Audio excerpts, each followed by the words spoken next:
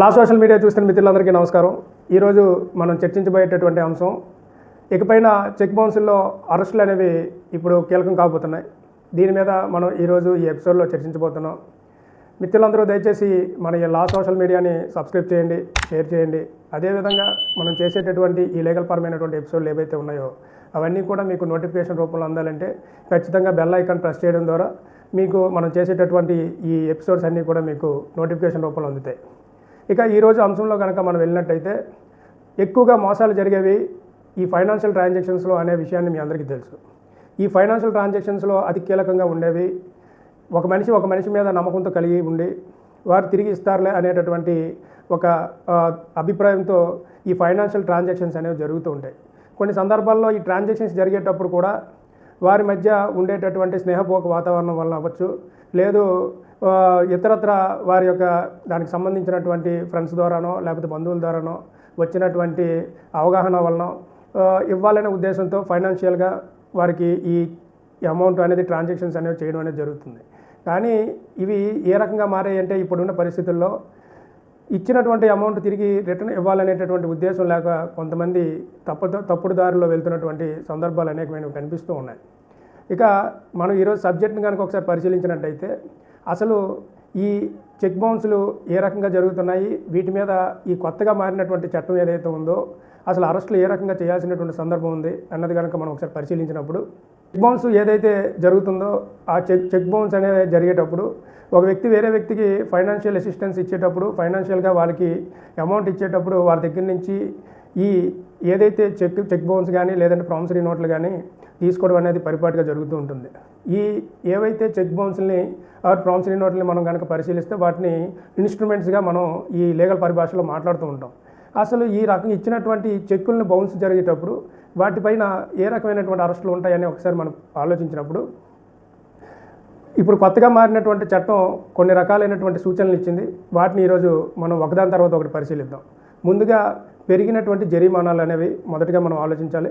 ఎందుకంటే పెరిగినటువంటి జరిమానాలు అంటే, ఇంతకుముందు ఒక చెక్ బౌన్స్ అయితే దానికి పెనాల్టీ అనేది చాలా తక్కువగా ఉండేది. ఇప్పుడు దాన్ని కంపెనీలు కానివ్వండి, ఇతరత్ర సంబంధించినటువంటి బ్యాంకులు కానీ వాటిని డబల్ చేసినటువంటి పరిస్థితి. అంటే మీరు ఒకసారి చెక్ బౌన్స్ కనుక మీది అయినట్టయితే దాని మీద పెనాల్టీ ఎక్కువ స్థాయిలో ఎక్కువ మొత్తంలో తీసుకోవాలనేది మొదటిది ప్రతిపాదన. అదేవిధంగా తప్పనిసరిగా ఏదైతే చెక్ బౌన్స్ జరిగిందో ఎంతవరకు కూడా నెగోషియబుల్ ఇన్స్ట్రుమెంట్ యాక్ట్ కనుక చూసినట్టయితే సెక్షన్ 138 కనుక పరిశీలించినప్పుడు, అందులో ఒక చెక్ బౌన్స్ అయిన తర్వాత ఆ చెక్కు సంబంధించినటువంటి వ్యక్తి ఎవరైతే ఇచ్చారో ఆ వ్యక్తికి లీగల్ పరంగా అడ్వకేట్ ద్వారా నోటీస్ ఇవ్వడం అనేది జరిగేది. దానికి వారు రిప్లై నోటీస్ అనేది ఇవ్వడం జరిగేది. అక్కడ నుండి 15 రోజుల కాల వ్యవధిలో మొత్తం 45 రోజుల్లో కేసు అనేది ఫైల్ చేయడం, కోర్టు నుండి వారికి నెంబరు అలాట్మెంట్ అయిన తర్వాత కోర్టు నుండే నోటీసులు ఎవరైతే ఎక్యూజ్డ్ ఉన్నారో ఎక్యూజ్డ్కి నోటీసులు పంపించడం, వారు అందుకున్న తర్వాత ఇచ్చినటువంటి ఏదైతే వాయిదా తేదీ ఉందో ఆ రోజు వచ్చి అటెండ్ అయ్యేటటువంటి పరిస్థితులు ఉండేవి. కానీ ఇప్పుడు అవి పరిస్థితులు మారినటువంటి సందర్భాలు ఇప్పుడు ఈ కొత్త చట్టంలో కనుక కనిపిస్తున్నాయి. ఏంటి అసలు ఈ మార్పు ఏం జరిగింది అంటే, ఇకపైన ఒకవేళ కనుక చెక్కులు కనుక బౌన్స్ అయినట్టయితే ఖచ్చితంగా ఎఫ్ఐఆర్ ఫైల్ చేయమని చెప్పి సర్వోన్నత న్యాయస్థానాలు వారి యొక్క ప్రతిపాదనలో చాలా క్లియర్గా దీన్ని పొందుపరచడం జరిగింది. అంటే ఒకసారి ఒక చెక్ బౌన్స్ చేశారు అని అంటే ఆ వ్యక్తి మోసం చేస్తున్నాడనే ఉద్దేశంతో దీన్ని భావనగా తీసుకోవాల్సినటువంటి పరిస్థితి. అంటే చీటింగ్ చేసేటటువంటి వ్యక్తుల్ని 420 ఏ రకంగా కేసులు ఫైల్ చేస్తారు. అదేవిధంగా ఈ డబ్బులు తీసుకుని కూడా తిరిగి ఇవ్వలేనటువంటి ఇలాంటి వ్యక్తులపైన ఎఫ్ఐఆర్లు, క్రిమినల్ ప్రొసీడింగ్స్కి సంబంధించినటువంటి ఎఫ్ఐఆర్లు అనేది ఫైల్ చేయమని చెప్పేసి వీరి యొక్క రూల్స్ అండ్ రెగ్యులేషన్స్లో ఇవ్వడం అనేది జరిగింది. కొత్త చట్టంలోని దీనికి రూపకల్పన చేయడం అనేది జరిగింది. ఇక దీంతో పాటుగా చాలామంది చెక్కులు ఇస్తారు, కానీ ఆ చెక్కులకు సంబంధించినటువంటి ఇన్ఫర్మేషన్ కానీ ప్రాపర్గా ఆ బ్యాంకులకు కానీ ఏమి ఇన్ఫర్మేషన్ క్లారిటీ ఇవ్వకపోవడం వల్ల ఏ చెక్కులు ఎవరెవరికి ఇచ్చారు, ఎంత మొత్తంలో ఇచ్చారు, ఏ చెక్కులతో ఎంత ట్రాన్సాక్షన్ చేస్తున్నారు, ఇంకెన్ని చెక్కులు ఉన్నాయి, ఇంకెన్ని చెక్కులను కనుక వీరు ఒకవేళ వాడిన పక్షంలో అది బ్యాంకు వారికి సబ్మిట్ చేయాలనే విషయాన్ని కూడా సరైనటువంటి విధానం లేకపోవడం వలన దానిపైన కూడా కొన్ని రూల్స్ అండ్ రెగ్యులేషన్స్ ఇప్పుడు మారినటువంటి కొత్త చట్టంలో ఇవ్వడం జరిగింది. దాని ప్రకారం కనుక ఒకసారి మీరు ఆలోచించినట్టయితే, ఏదైతే మీరు ఇస్తున్నటువంటి చెక్ ఏదైతే ఉందో దాని మీద ఉండేటటువంటి బార్ కోడ్ ఆధారంగా దాన్ని ట్రాకింగ్ చేయడం, అది ఎవరికి ఇచ్చారు, ఇచ్చినటువంటి చెక్కు ఏ రకమైనటువంటి పరిస్థితుల్లో దాన్ని యూజ్ చేస్తున్నారనే విషయాన్ని కూడా ట్రాకింగ్ చేయమని చెప్పి దీంట్లో చాలా క్లియర్గా వివరించడం జరిగింది. ఇచ్చినటువంటి చెక్కులు చాలామంది అప్పు తీసుకున్న వారు తిరిగి ఎవరైతే అప్పు చెల్లించాల్సిన వ్యక్తికి ఇచ్చిన తర్వాత వారి యొక్క అకౌంట్లలో బ్యాలెన్స్లు మెయింటైన్ చేయకపోవడం వలన ఆ చెక్కులు అనేవి వేసిన తర్వాత బౌన్స్ అవ్వడం, దానిపైన మళ్ళీ కేసులు ఫైల్ చేసుకుని ఇవన్నీ జరిగాయి. ఇకపైన ఒకసారి చెక్ కనుక ఫైల్ చేసిన తర్వాత ఆ వ్యక్తికి సంబంధించినటువంటి అకౌంట్లో బ్యాలెన్స్ ఉందా లేదా అనేది మొదటిసారిగా బ్యాంక్ వారు దాన్ని వెరిఫికేషన్ చేయాలి. వెరిఫై చేసిన తర్వాత ఒకవేళ ఆ వ్యక్తికి బ్యాంక్ అకౌంట్లో కనుక నగదు లేను అనేది కన్ఫర్మేషన్ అయినట్టయితే ఆయనకి ముందుగా అలర్ట్ మెసేజ్ అనేది పంపించి మీకు ఈ రకమైనటువంటి చెక్కు డిపాజిట్ అయింది, దీంట్లో మీ అమౌంట్ లేదు కాబట్టి మీరు డిపాజిట్ చేయని పక్షంలో ఈ రకమైనటువంటి దీన్ని మేము డిసానర్ చేయడం జరుగుతుంది.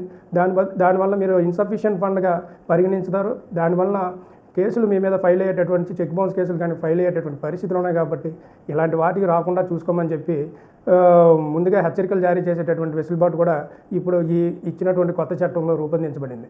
ఇక దీంతోపాటు గవర్నమెంట్కి ఇచ్చినటువంటి అతి ముఖ్యమైనటువంటి ఒక రూల్స్ అండ్ రెగ్యులేషన్ కనుక మనం గమనించినట్టయితే విద్య సంబంధించినటువంటి వర్క్షాపులను నిర్వహించమని చెప్పి ఇవ్వడం జరిగింది. అంటే ఏం చేయాలి ఇందులో అంటే అసలు ఇప్పుడు కొత్తగా వచ్చినటువంటి ఏవైతే ఈ రూల్స్ అండ్ రెగ్యులేషన్స్ ఉన్నాయో దీని ద్వారా అసలు చెక్ బౌన్స్లు జరిగిన వెంటనే ఆ వ్యక్తులు ఏ రకంగా స్పందించాలి, ఏ రకంగా వాటిని తిరిగి ఓవర్కమ్ చేయాలి, వారి దగ్గర నుండి అమౌంట్లు ఏ విధంగా తీసుకోవాలి, ఎఫ్ఐఆర్లు ఏ రకంగా ఫైల్ చేయాలి, వారి మీద క్రిమినల్ ఇంటిమిడేషన్స్ ఏ రకంగా ఇంపోజ్ చేయాలనే విషయాన్ని ట్రైనింగ్ ద్వారా ఇవ్వాలని చెప్పి ఈ రకమైనటువంటి చట్టంలో పొందుపరచడం జరిగింది.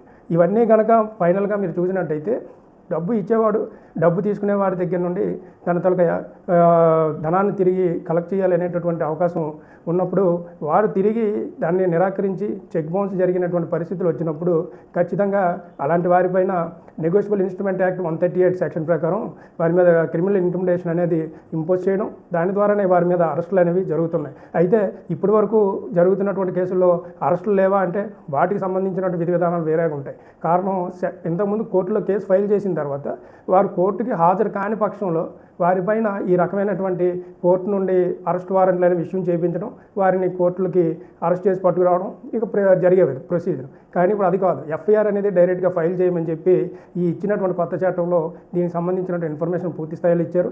కాబట్టి ఇకపైన ఎవరికైనా చెక్ బౌన్స్ జరిగినట్టయితే వెంటనే దగ్గరలో ఉండేటటువంటి దానికి జ్యూరిడిక్షన్ ఉండేటటువంటి పోలీస్ స్టేషన్లో ఎఫ్ఐఆర్లు ఫైల్ చేయాల్సిందిగా ఈ యొక్క చట్టం చెబుతుంది. కాబట్టి ఇలాంటి వాటిని ఎప్పటికప్పుడు లీగల్ పరమైనటువంటి అంశాలని మీరు తెలుసుకోవడం, ముందుగా ఏ రకమైనటువంటి ఇబ్బంది లేకుండా మీ యొక్క ఈ రకమైనటువంటి జరిగినటువంటి లీగల్ ప్రాబ్లమ్స్ ఏవైతే మీకు ఎదురవుతాయో అలాంటప్పుడు మీరు ఖచ్చితంగా కేసులు ఫైల్ చేసుకొని సత్వర న్యాయం పొందుతారని చెప్పి తెలియజేసుకుంటూ సెలవు తీసుకుంటున్నాను. నమస్కారం.